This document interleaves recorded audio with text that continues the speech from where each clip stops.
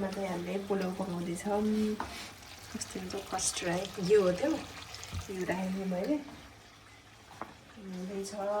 इन्ग्रिडियन्ट्सहरू यता खान चामल भिजाएको काजु होइन रुक्स्यो अहिले पिस्ता धनियाँ गाजर मटर तेजपत्ता सुरुमा राखौँ अब हामीले। यो चाहिँ अब को भन्ने यसलाई बाहिरबाट भेटाएर ल्याएको मान्छे पकाउनलाई आज हजुर बाहिरबाट भेटाएर ल्याइसकेको मलाई। सुरुमा राख्छौँ थोरै तेजपत्ता अनि काजु र किसमिस अनि थोरै बदाम स्वादको लागि यति चाहिँ क्या मैले मेरो रेसिपी हो कि हो त्यही भएर रातो हुन्छ। अनि हामी राख्छौँ गाजर गाजर यहाँ चाहिँ मासु पाक्दैछ हाम्रो। मासुलाई एकछिन छोपौँ है छोपौँ। अनि यो हाम्रो मटर कोसा हरियो मटर कोसा यसरी राखौँ। यसलाई चाहिँ यसरी मिक्स गरौँ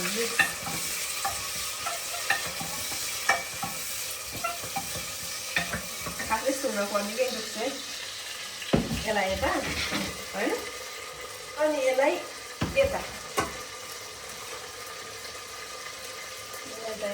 डिम गरौँ यसलाई हल्का अनि एकजना पकाऊँ। मेरो क्यामेराम्यान अलि पर्फेक्टली क्यामेराम्यान भइसिन्न म सिकाउँदैछु क्यामेराम्यानलाई। त्यही भएर यहाँ थुप्रै रातो भयो। अब काजुहरू रातो हुँदैन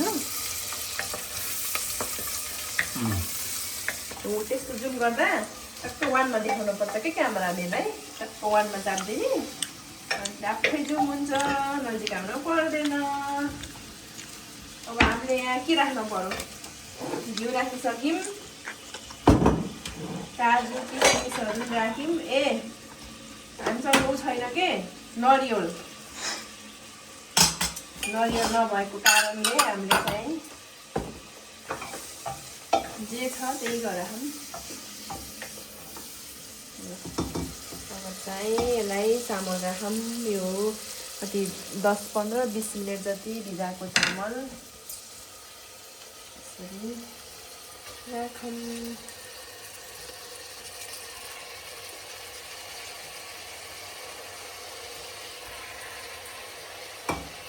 धेरै त हुने काँक्रे माखा यति पाक्न चाहियो नि होइन। आज मैले चाहिँ पहिलोचोटि बिरयानी पकाउन बिरयानी अरे के अरे पुलाउ पकाउँदैछु। जे छ तिनै राखेको छु। यो मेरो कपाल 81 के भयो कपाललाई भनेपछि मैले कपाल काटेँ अनि कपाल काटेर मैले चाहिँ यसरी कर्ली बनाएको। यो चाहिँ साथीकोमा गएर कर्ली बनाएँ अनि त्यस पछाडि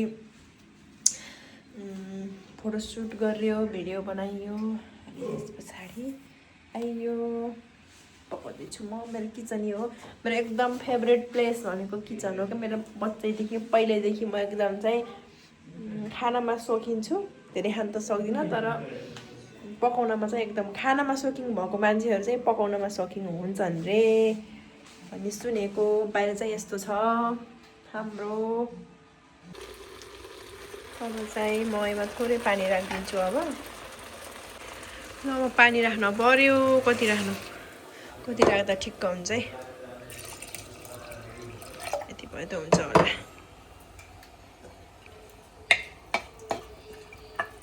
Oh my god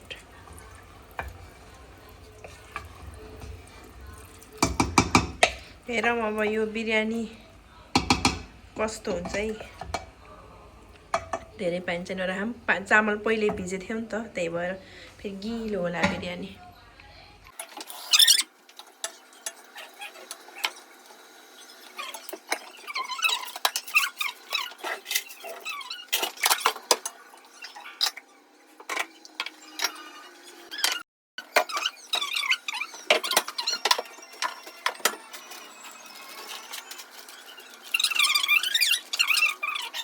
2-3 सयको यो सुनकौली हो।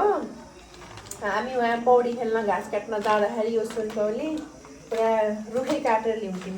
मर्दो नै छैन के गर्नु। जे कुरा नि घर छोडेपछि थाहा भयो के गर्नु गाह्रो छ।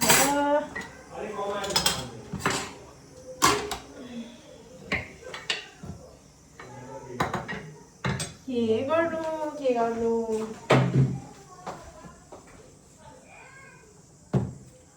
पहिला म भाडा माग्छु। सुन्तरा श्रेष्ठको भला हेर्छ क्या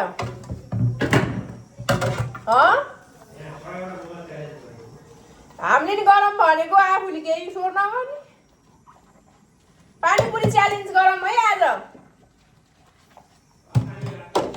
साँझ के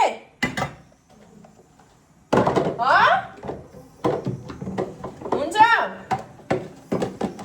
के भन्छ को हजुरले अस्ति नै पालीमा छुट्टीमा आउनु भनेको होइन।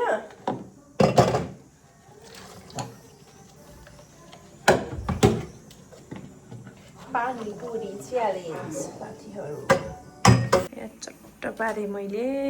अब यहाँ पुलाउ सिटी लाग्दैछ तर किन लागेन यो कस्तो गनाए जस्तो गयो यहाँ किन सिटी त लाउनु पर्ने यो सास नै गएन यताबाट।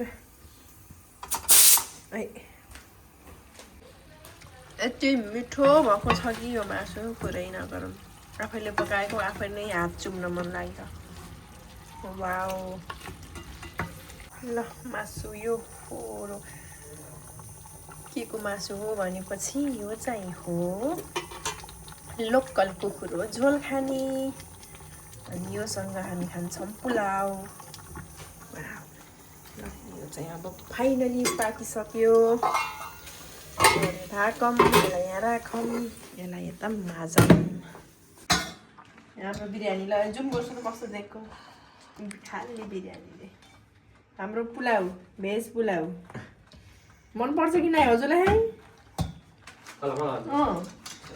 मनमा पनि के खाँदैन हो। आई होप मन पर्ला।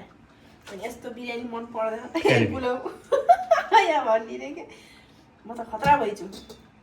यस्तो कुक हुन् कि बनाउने बन्ने भन्छ नभए त्यो वालाको ऊ हुन् कि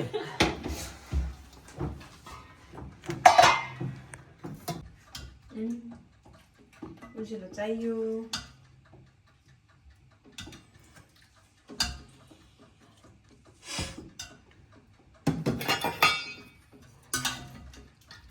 खाएको चाहिँ नखाइ चाहिँ म मेरो खिच्छु किन र त्यसै सबैले नखाइ किन खाने भन्दा आनन्द आउनु भनेर साउन पछि खानुहुन्छ तपाईँले? होइन सँगै खान्छु ल खाइछ उनीहरूको मेरो बेला नदेखेको छु हेर्नु त्यही त। ल रेडी भयौँ अब हामी खान। यता खान सुरु गर्छ यता मेरो राजाले पुरा हड्डिराख्ने। ल यसो गर्छ त शिव शिव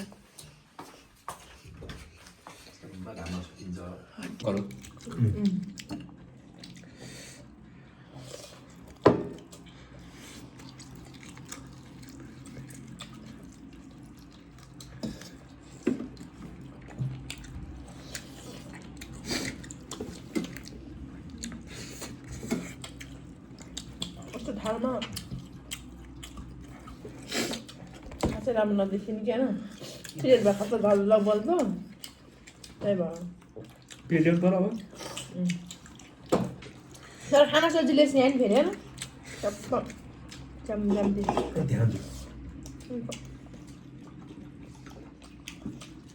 कुकुरहरू पाक्दै पाक्दैन है यो यति पानी सुकाएर यति मजाले भुटेको गरे पाक्दैन।